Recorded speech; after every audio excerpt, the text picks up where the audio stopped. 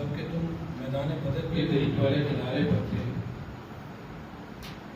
جبکہ تم میدان بدر کے قریب والے کنارے پر تھے اور وہ کافر دور والے کنارے پر تھے، اور قریش کا تجارتی قافلہ تم سے بہت نیچے بحیرہ قزل کے ساحل کی طرف تھا۔ اور اگر تم دونوں فریق جنگ کے لیے آپس میں وعدہ کرتے تو مقررہ وقت پر ضرور اختلاف کرتے، لیکن ہوا یہ کہ دونوں گروہ آمنے سامنے آ گئے۔ 42 سورہ انفال چلیں۔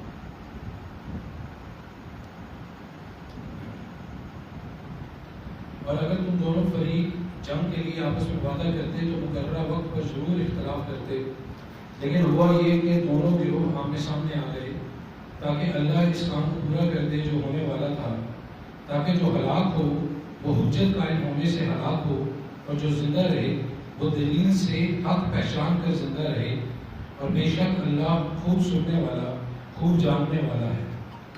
اے نبی صلی اللہ علیہ وسلم، یاد کریں جب اللہ نے آپ کے خواب میں آپ کو ان کی تعداد کم دکھائی، اور اگر وہ آپ کو ان کی تعداد زیادہ دکھاتا تو تم ضرور ہمت ہار دیتے تو وہ اور اس معاملے میں آپس میں اختلاف کرتے، لیکن اللہ نے تمہیں بچا لیا، بے شک وہ سینوں کے بھید خوب جانتا ہے۔ اور اے مسلمانوں، یاد کرو جب تم کافروں کے آمنے سامنے ہوئے تو اللہ نے انہیں تمہاری نظروں میں تھوڑا دکھایا اور تمہیں ان کی نظروں میں تھوڑا دکھایا، تاکہ اللہ اس کام کو پورا کر دے جو ہونے والا تھا، اور سب کام اللہ ہی کی طرف لوٹائے جاتے ہیں۔ اے ایمان والو، جب کسی گروہ سے تمہارا یہاں تک یہ آیت نمبر 44 تک ہو گیا۔ اعوذ باللہ السمیع العلیم من الشیطان الرجیم، بسم اللہ الرحمن الرحیم۔ سورہ انفال کے لیکچرز چل رہے ہیں۔ ہم نے پہلے آیت نمبر 41 اس سے پہلے لیسن میں پڑھی تھی، آیت نمبر 43 42 43 اور 44، پہلے 41 پڑھی تھی۔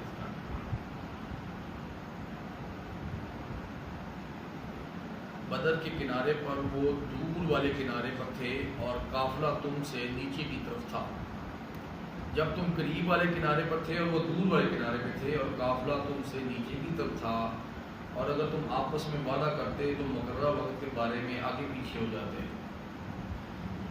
مسلمان جب نکلے تو ان کو یہ اطلاع تھی کہ 30-40 کے قریب لوگ ہیں، اور کامی لوگ مطلب اسلحے سے لیس ہیں۔ اس قافلے میں جو ابو سفیان کا قافلہ آ رہا تھا مال غنیمت وغیرہ لے کے، تو مسلمان جب نکلے تو ان کا کوئی ارادہ ایسا نہیں تھا کہ کوئی ان کی ٹکراؤ ہوگا کسی کافروں کے قافلے کے ساتھ جو کہ 1000 کا لشکر ہوگا۔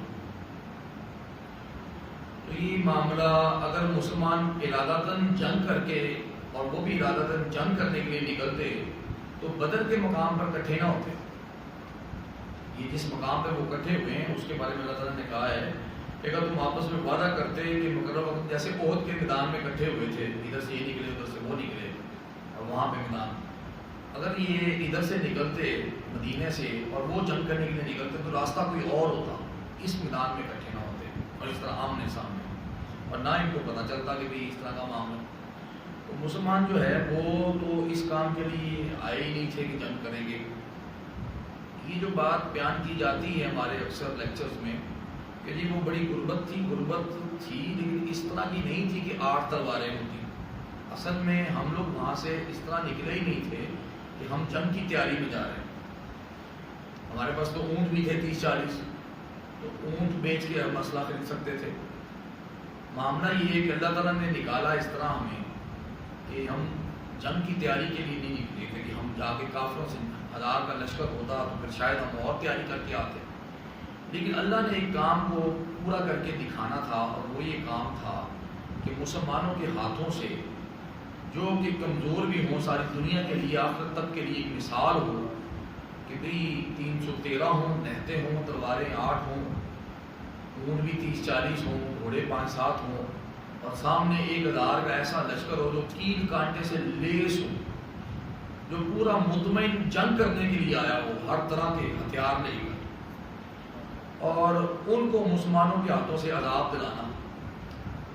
اور یہ صرف اللہ تعالیٰ نے یہ چاہا تھا، اسی لیے کہا کہ لیکن اللہ اس کام کو پورا کر دے جو کیا جانے والا تھا. یعنی کہ اللہ نے یہ بتانا تھا تمام رہتی دنیا تک یہ بات پیغام. دیکھیے آج تک بیان ہو رہا ہے، قیامت تک بیان ہوتا رہے گا. سورہ انفال جب تک لوگ پڑھیں گے تو یہ بیان ہوتی رہے گی بات کہ دیکھو اللہ کی مدد جو ہے وہ انسانوں کو کس طرح دلیر بنا دیتی ہے اور کس طرح وہ قابو پا لیتے ہیں. چھوٹی سی جماعت بہت بڑی جماعت پہ قابو پا لیتی ہے، صرف یہ کہ وہ ایمان والے ہوں، ان کے دل اللہ کے راستے میں شہادت والے ہوں. تو وہ معاملہ جو ہے نا وہ یہ دکھا دیا گیا تاکہ جو ہلاک ہو وہ واضح دلیل سے ہلاک ہو اور جو زندہ رہے وہ واضح دلیل سے زندہ رہے. یعنی کافر جو کہہ رہے تھے کہ ہم صحیح راستے پہ ہیں اور دعائیں کر رہے تھے اللہ تعالیٰ سے کہ اللہ آج جو حق پہ ہے اس کو فتح دے، تو وہ ہلاک بھی واضح دلیل پہ ہلاک ہو کہ پتہ چلے کہ وہ اللہ کے جو ہے وہ مخالف ہیں. زیادہ ہونے کے باوجود بھی مارے گئے، 7500 کے قریب مارے گئے، اتنے کے قریب گرفتار بھی ہوئے. ٹھیک ہے، بات یہ ہے کہ اللہ نے، اور جو زندہ رہے وہ بھی دلیل میں، وہ بھی دیکھ کے زندہ رہے کہ دیکھو اللہ کی مدد، جو کہتے ہیں نا نبی کو بار بار کہ اللہ کی مدد کب آئے گی، دیکھو یہ مدد آئی.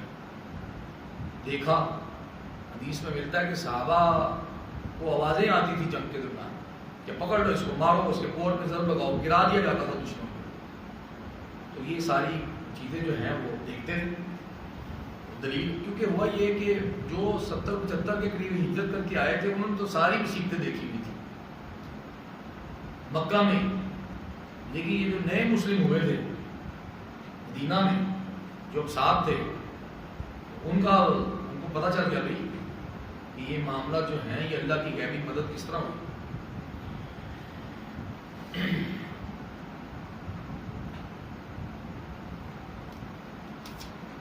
اور پھر اس طرح مسلمانوں کو جو ہے وہ واضح پتہ ہوئی، کم تعداد میں اسلحہ، کم تعداد میں، اور معاملہ سارے اس طرح. بے شک اللہ سب کچھ سننے والا، سب کچھ جاننے والا ہے. اس کے متعلق جو حدیث ہیں وہ میں پڑھ دیتا ہوں. اس میں یہ بات جو میں نے کی ہے نا اس کی وضاحت مزید ہو جائے گی. ٹھیک ہے، کعب بن مالک رضی اللہ تعالیٰ عنہ کی حدیث میں ہے کہ حضور اکرم صلی اللہ علیہ وآلہ وسلم اور مسلمان تو صرف قافلے کے ارادے سے نکلے تھے. اللہ تعالیٰ نے دشمن سے مد بھیڑ کرا دی بغیر کسی تقرر کے، بغیر کسی جنگی تیاری کے. ابو سفیان ملک شام سے قافلہ کو لے کر چلا. ابو جہل اسے مسلمانوں سے بچانے کے لیے مکے سے نکلا. قافلہ اور راستے سے نکل گیا اور مسلمان اور کافروں کی آپس میں جنگ ہو گئی. قافلے کو پتہ چل گیا، وہ بھی آگے چل کے آئے گا ساری بات، کہ وہ علیحدہ سمندر والے راستے سے ہو گیا اور یہ مسلمان جو تھے یہ مدینہ سے اس کنارے میں تھے اور وہ مکے سے اس کنارے میں تھے. آمنے سامنے یہ ہو گئی، قافلہ نیچے سے نکل گیا. اور مسلمانوں اور کافروں کی جنگ ہو گئی. اس سے پہلے دونوں ایک دوسرے سے بے خبر تھے. ایک دوسرے کو خصوصاً پانی لانے والوں کو دیکھ کر انہیں ان کا علم ہوا. حضور اکرم صلی اللہ علیہ وآلہ وسلم برابر اپنے ارادے سے جا رہے تھے. صفرہ کے قریب پہنچ کر ان کو ابو سفیان کا پتہ، دو صحابہ کو ابو سفیان کا پتہ چلانے کے لیے بھیجا. ان دونوں نے بدر کے میدان میں پہنچ کر ایک ٹیلے پر اپنی سواریاں بٹھائیں اور پانی کے لیے نکلے. راستے میں دو لڑکیوں کو آپس میں جھگڑتے ہوئے دیکھا. ایک دوسری سے کہتی ہے کہ تو میرا قرض کیوں نہیں ادا کرتی. اس نے کہا جلدی نہ کر، کل یا پرسوں یہاں قافلہ آنے والا ہے، میں تجھے تیرے حق دے دوں گی. صحابی بول اٹھا، کہا یہ سچ کہتی ہے. اسے ان دونوں صحابیوں نے سن لیا اور اپنے اونٹ کسے اور فوراً خدمت نبی صلی اللہ علیہ وآلہ وسلم میں جا کر آپ صلی اللہ علیہ وآلہ وسلم کو خبر دی. ادھر ابو سفیان اپنے قافلے سے پہلے یہاں اکیلا پہنچا اور اس نے کنویں پر پہنچ کر کسی کو پوچھا کہ تم نے کسی کو یہاں دیکھا ہے. اس نے کہا نہیں، البتہ دو سوار آئے تھے، انہوں نے اونٹ پر، انہوں نے اس ٹیلے پر اونٹ بٹھائے اور اپنی مشق میں پانی بھرا اور چل دیے۔ یہ سن کر اس نے کھجوروں کی گٹلیاں وہاں میں دیکھی اور ان کو پا کر کہنے لگا واللہ یہ لوگ تو مدنی ہیں۔ واپس اپنے قافلے میں پہنچا اور راستہ بدل کر سمندر کے کنارے چل دیا۔ جب اس کو اس طرف سے اطمینان ہو گیا تو اس نے اپنا قاصد قریشیوں کی طرف یعنی مکے میں بھیجا کہ اللہ نے تمہارے قافلے اور تمہارے مال کو آدمیوں سے بچا لیا ہے۔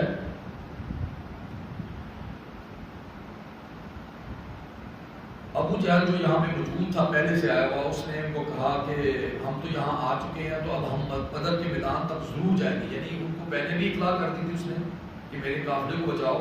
اور پھر جب اس نے راستہ بدل دیا نا تو اس نے ابو جہل کو ابو سفیان نے کہا کہ اب جنگ کی ضرورت کوئی نہیں ہے، تو ہم نے اپنا راستہ بتا دیا تمہیں۔ انہوں نے کہا نہیں، ہم تو اب ضرور بدر کے میدان میں جائیں گے، وہاں پہ 3 روز تک ٹھہریں گے، وہاں اونٹ ذبح کریں گے، شراب پئیں گے، کباب بنائیں گے تاکہ عرب قوم میں ہماری دھوم آ جائے، ہر ایک کو ہماری بہادری اور بے جوری معلوم ہو جائے، وہ ہمیشہ سے ہم سے خوفزدہ رہیں۔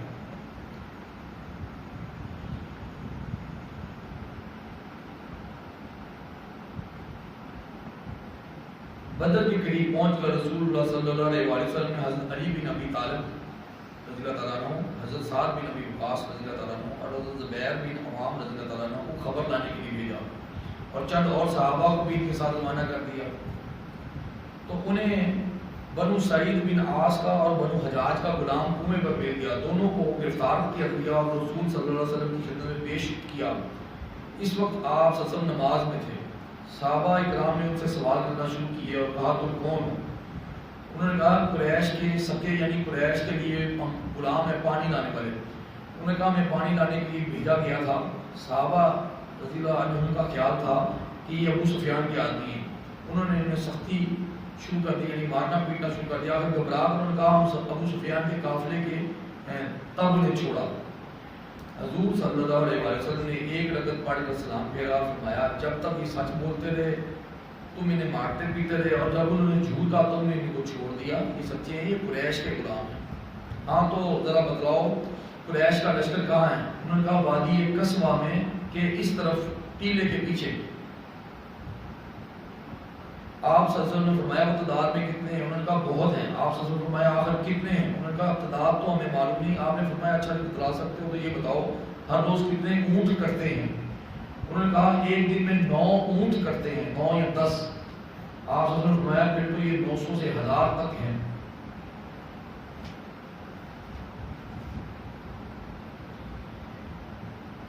آپ صلی اللہ علیہ وسلم نے صحابہ سے فرمایا لوگ مکے نے اپنے انہوں نے پوچھا اس میں کون کون ہے؟ انہوں نے جواب دیا عتبہ بن ربیعہ، شیبہ بن ربیعہ، ابو البطری بن ہشام، حکیم بن حزام، نواف، کافی سارے کافروں کے نام ہیں۔ اس میں مشہور عدی بن نظر بھی ہیں اور اسود، ابو جہل، امیہ بن خلف، سہل بن عمرو بن عبدو۔ یہ سن کر آپ صلی اللہ علیہ وسلم نے فرمایا صحابہ سے لوگ مکے کے نے اپنے جگر کے ٹکڑے تمہارے طرف ڈال دیے ہیں۔ تو یہ ہوا، یہ سارا واقعہ تقریباً اس طرح آپ کو پتہ چل گیا کہ کیا معاملہ تھا، کس طرح کر کے وہ اکٹھے ہوئے۔ تو اس میں ایک مشورہ انہوں نے یہ بھی دیا صحابہ نے کہ آپ صلی اللہ علیہ وسلم کو ایک علیحدہ جگہ پہ ایک جھونپڑی بنا دی، اس میں جانوروں کے ساتھ ابو بکر صدیق کے ساتھ کو ایک سائڈ پہ کر دیا گیا اور پھر وہ باقی سارے جو لڑنے کے لیے تیار ہوئے۔ تو یہ ہے سارا اس کا واقعہ پس منظر جو آپ کو اب کلیئر ہو گیا کہ معاملہ ہوا کیا۔ جب اللہ تجھے تیرے خواب میں دکھا رہا تھا کہ وہ تھوڑے ہیں اور اگر وہ تجھے دکھاتا کہ وہ بہت ہیں تو تم ضرور ہمت ہار جاتے اور ضرور اس معاملے میں آپس میں جھگڑ پڑتے، اور لیکن اللہ نے سلامت رکھا، بے شک وہ سینوں والی بات کو خوب جانتا۔ تو بات یہ ہے کہ نبی صلی اللہ علیہ وسلم کو یہ بتلایا گیا کہ وہ تھوڑے ہیں اس لحاظ سے کہ اس میں مضبوط تو بہت ہی تھوڑے ہیں، باقی جو سارے جو ہیں وہ مطلب ان کے دل جو ہیں وہ کافروں کے حساب سے تھے، وہ فوراً ہی قابو آنے والے تھے، اور جو اس میں مین تھے وہ جن کے میں نے نام لیے وہ سارے کے سارے نبی صلی اللہ علیہ وسلم کی حدیث میں آتا ہے کہ وہ جہاں جہاں آپ نے اشارہ کیا تھا کہ یہ یہاں مرے گا، یہ یہاں مرے گا، یہ یہاں مرے گا بدر کے میدان میں، وہاں ان سب کو اللہ تعالیٰ نے گرایا، ادھر ہی وہ کرے. اور جس طرح آپ سب کی مدد 1000 فرشتے سے کی جا رہی تھی اور سارے ایمان والے آپ کے ساتھ صحابہ اور فرشتے، اس لحاظ سے وہ بہت تھوڑے تھے، اس لحاظ سے دکھایا گیا. اور صحابہ بھی ان کی آپس میں حدیثیں آتی ہیں. حضرت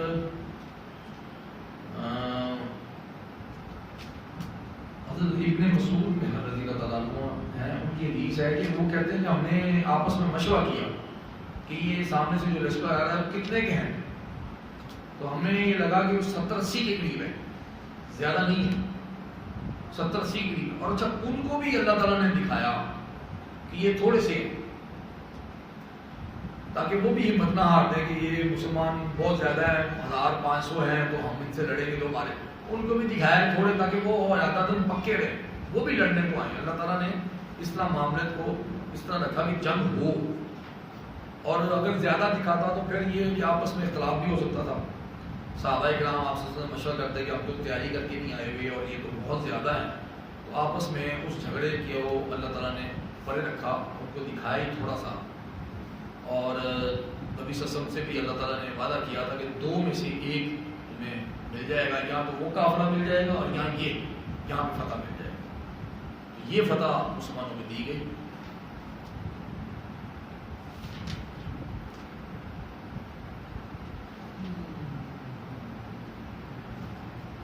اور جب وہ تمہیں جس وقت تم مقابل ہوئے انہیں تمہاری آنکھوں میں تھوڑے دکھاتا تھا اور تمہیں ان کی آنکھوں میں بہت کم کرتا تھا، تاکہ اللہ اس کام کو پورا کر دے جو کیا جانے والا تھا. اور سب معاملات اللہ ہی طرف لوٹائے جاتے ہیں. یعنی اللہ تعالیٰ نے یہ مسلمانوں کے ہاتھوں ان کو عذاب پہنچانے کا جو معاملہ تھا وہ جیسے سورہ آل عمران میں بھی آیا ہے، آیت نمبر 13 ہے 3 کی. اور دوسری جماعت کافر تھی جو ان مسلمانوں کو آنکھوں سے دیکھتے ہوئے اپنے سے دگنا دیکھ رہے تھے. مطلب ان کو اتنا محسوس نہیں ہو رہا تھا کہ ہم ان سے دگنے ہیں اور یہ کارے. مثلا کافر اگر وہ اپنے ذہن میں تھے کہ ہم ہزار ہیں تو ان کو نظر آتا ہے یہ 300-400-500 کلو ہم ان کو مار دیں گے. تو وہ کافروں کو بھی اللہ نے مضبوط رکھا تاکہ اللہ ان کو مسلمانوں کے ہاتھوں سے عذاب پہنچائے، تاکہ فیصلہ ہو اور یہ عزت مسلمانوں کو ملے. سوچ کے وہ آئے تھے اتراتے ہوئے بڑے کیل کاٹنے سے لیس. انہوں نے ارادہ کیا تھا ہم بدر میں اپنی دھاک بتائیں گے اور سارے قبائل کو، وہاں کے جو بالکل وہاں قبائل ہیں وہاں پہ بدر میں 3 دن قیام کریں گے، کھائیں گے پیئیں گے. لشکر آیا بڑا وہ دکھائیں گے تاکہ پورے عرب کے قبائل میں ان کی دھاک بیٹھ جائے گی، ان سے ٹکر نہیں ملے. لیکن ہوا الٹ. اللہ تعالیٰ نے ان کو مسلمانوں کے ہاتھوں سے ایسا سخت عذاب پہنچایا کہ ان کے بڑے بڑے سردار جو کفر میں مسلمانوں کو ان کے میں خوب زیادہ نقصان پہنچاتے تھے وہ ان کے ہاتھوں سے مارے گئے اور کچھ گرفتار ہوئے بڑے بڑے سردار. اور اس معاملے میں مسلمانوں کی جب دھاک بیٹھی کہ مسلمانوں کی یہ نبی حق ہے، سچ ہے، اس کا فائدہ کیا ہوا؟